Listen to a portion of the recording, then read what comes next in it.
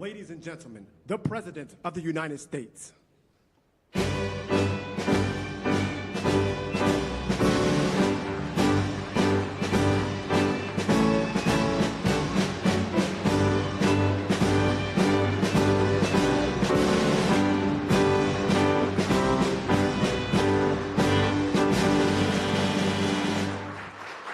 Well, thank you very much.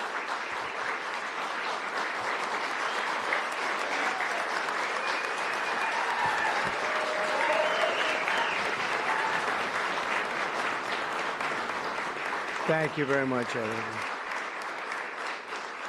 And I'd like to start by saying that our country is doing very well. Things are, as you can see, doing quite well. Please sit down. Before we begin, I just want to announce that I signed a proclamation a few moments ago honoring the 250th anniversary of Patrick Henry's famous speech to the Second Virginia Convention, in which he declared very well-known, very famous words, "Give me liberty or give me death." Has anyone heard the phrase? I think most of you have.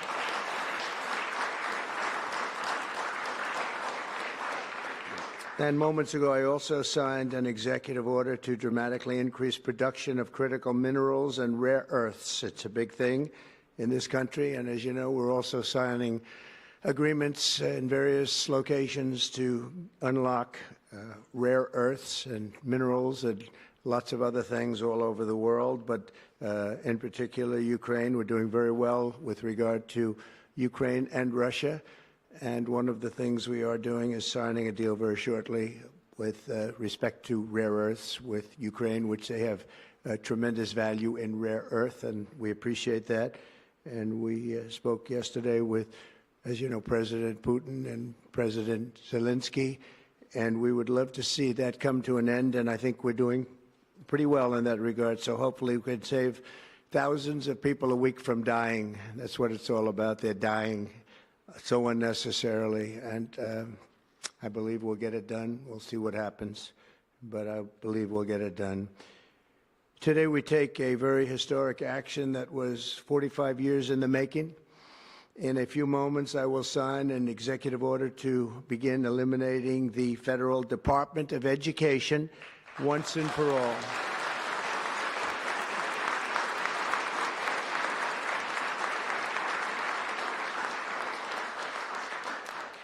And it sounds strange, doesn't it? Department of Education, we're going to eliminate it, and everybody knows it's right. And the Democrats know it's right, and I hope they're going to be voting for it, because ultimately it may come before them, but everybody knows it's right, and we have to get our children educated. We're not doing well with the world of education in this country, and we haven't for a long time. And we're pleased to be joined today by the woman who I chose because she's an extraordinary person, and hopefully she will be our last Secretary of Education, Linda McMahon. Linda, thank you. Thank you very much. That's another interesting statement. It's an interesting opening, right? But it's true, and it's been amazing how popular this has been. I tell people that this is what I'm doing today, and they say, "Oh, it's about time." Everybody says it. Republicans and Democrats have said it. They're all saying it. Also with us are some terrific people. Governors Greg Abbott. Greg, thank you very much. Governor Ron DeSantis, thank you very much, Ron. Mike Braun, congratulations on your victory, Mike. That was a big one. Mike DeWine, thank you very much, Mike. Jeff Landry. Jeff, thank you very much, Jeff. Bill Lee, thank you. Governors, all governors. Brad Little. Brad, thank you very much. Where are you, Brad? Hi, Brad. Jim Pilan, thank you very much, Jim. And Kim Reynolds. These are all people very interested in education. And I even see Dan Patrick over there, my friend Dan Patrick. We're joined also by Representatives Tim Walberg and Virginia Fox. Rick Allen, Michael Rulli, and again, Dan Patrick. Thank you very much, Dan. You've been a great friend of ours. And State Attorneys General Ken Paxton. Ken, I see you there. Andrew Bailey. Andrew, what a job you've done, Andrew. You have some good cases going. You've done a great job. Thank you very much. And co-founder of Moms for Liberty, Tiffany Justice. She's been a hard worker. Thank you. Thank you, Boo. Thank you, Tiffany. When President Carter created the Federal Education Department in 1979, it was opposed by members of his own cabinet, as well as the American Federation of Teachers, the New York Times editorial board, and the famed Democrat Senator Daniel Patrick Moynihan. History has proven them right, absolutely right. After 45 years, the United States spends more money on education by far than any other country, and spends likewise by far more money per pupil than any country, and it's not even close. But yet we rank near the bottom of the list in terms of success. It's an amazing stat. Those are two stats you don't want. The most money spent per pupil, and you're at the bottom of the list. And that's where we are, like it or not, and we've been there for a long time. 70% of 8th graders are not proficient in either reading or in math. 70%. 40% of 4th graders lack even basic reading skills, can't read. Students in our public elementary and middle schools score worse in reading today than when the department opened, by a lot. In Baltimore, 40% of the high schools have 0 students who can do basic mathematics. Not even the very simplest of mathematics. I said, give me your definition of basic, and they're talking about like adding a few numbers together. Despite these breathtaking failures, the department's discretionary budget has exploded by 600% in a very short period of time, and it employs bureaucrats in buildings all over Washington, D.C. And as a former real estate person, I will tell you, I ride through the streets of Washington, and it says Department of Education, Department of Education. I said, how do you fill those buildings? It's crazy what's happened over the years. I'm pleased to report that after offering these federal employees 2 generous buyout options, and they were very generous, and they're good people, but they were very generous. My administration has initiated a reduction in force, and we're already cutting numbers that were really surprising to a lot, that we were able to do it so successfully. And we've cut the number of bureaucrats in half. 50% have taken office, which is great. Thank you.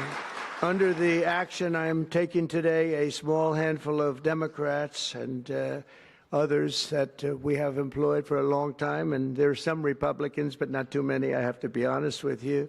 But the department's useful functions, and such as, and they're in charge of them, Pell Grants, Title I funding, resources for children with disabilities and special needs will be preserved, fully preserved. They're all going to be so. If you look at the Pell Grants, it's supposed to be a very good program, Title I funding and resources for children with special disabilities and special needs. They're going to be preserved in full and redistributed to various other agencies and departments that will take very good care of them. And it's very important to Linda, I know, and it's very important to all of us. But beyond these core necessities, my administration will take all lawful steps to shut down the department. We're going to shut it down, and shut it down as quickly as possible. It's doing us no good. We want to return our students to the states where just some of the governors here are so happy about this. They want education to come back to them, to come back to the states, and they're going to do a phenomenal job. You know, if you look, Denmark, Norway, Sweden, I have to tell you, I give them a lot of credit. China's top 10. And so we can't now say that bigness is making it impossible to educate, because China is very big. But you have countries that do a very good job in education. And I really believe, like some of the governors here today, from states that run very, very well, including a big state like Texas, but states that run very well are going to have education that will be as good as Norway, Denmark, Sweden, and those top Finland, those top countries that do so well with education. I think they'll do every bit as well. And what do you think about that, Governor? Do you agree? Huh? I think so. Ron, do you agree? I think so. Florida? Iowa? That's right. I really believe that. They'll be as good as any of them. And then you'll have some laggards, and we'll work with them. And we can all tell you who the laggards will be right now, probably, but let's not get into that. But we'll work with them, and we're going to make them, they'll do a job. I think they'll do a job, and they'll go to sections of the state. For instance, New York, you'll have a Manhattan, and you'll have a Suffolk County, and you'll have Nassau County, and you'll have Westchester County. You'll do 4 or 5 or 6 of them. You have upstate New York, and those counties, I think, are going to do very well. And I think ultimately Manhattan should do very well. But we'll break it down into sections, and I think it'll be really, really good. And they're going to be probably the tougher ones, but I think they have a chance to do really well. But we're going to be returning education very simply back to the states where it belongs, and this is a very popular thing to do, but much more importantly, it's a common sense thing to do, and it's going to work. Absolutely, it's going to work. And I can tell you from dealing with the governors and others in the state, they want it so badly. They want to take their children back and really teach their children individually.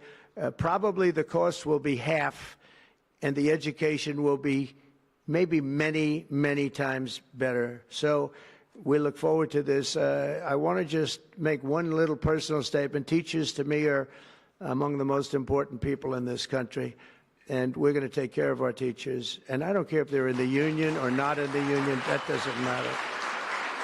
But we're going to take care of our teachers, and I believe the states will take actually better care of them than they are taken care of right now. They'll work all sorts of systems and even merit systems. Those great teachers are going to be maybe a little bit better rewarded, or maybe that's the way it should be, but the states are going to make that decision. But we're going to love and cherish our teachers along with our children, and they're going to work with the parents, and they're going to work with everybody else, and it's going to be an amazing thing to watch, and it's really going to be something special. And Linda, you're presiding over something that's so important, and you're going to do a fantastic job, just like you have your whole life. I know your whole life I've been watching you. I've been watching you for a long time. She's had nothing but success. So it's tremendous to have you, and hopefully you won't be there too long, but we're going to find something else for you, Linda, okay?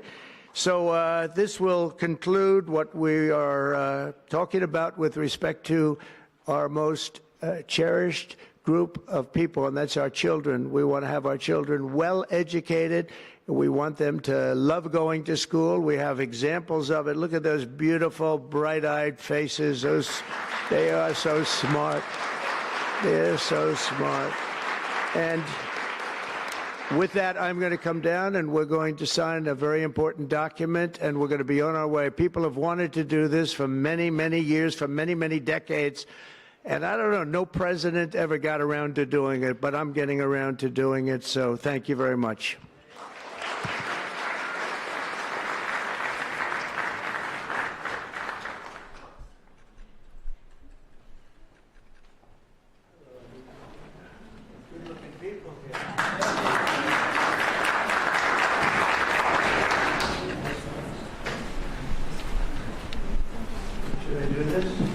I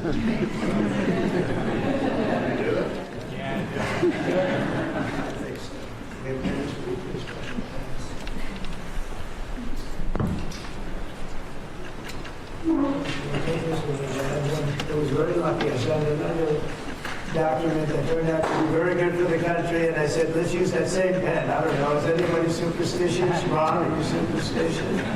Let's use that same pen.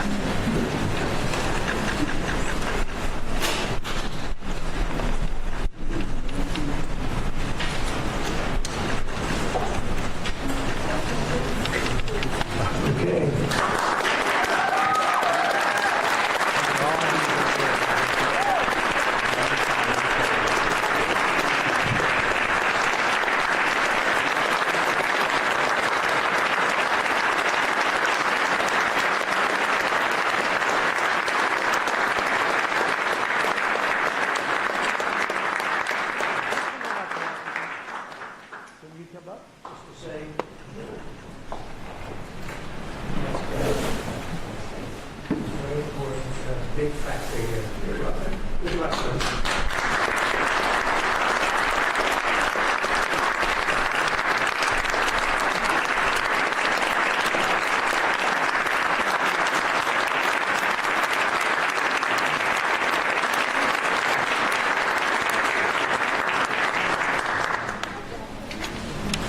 Thank you.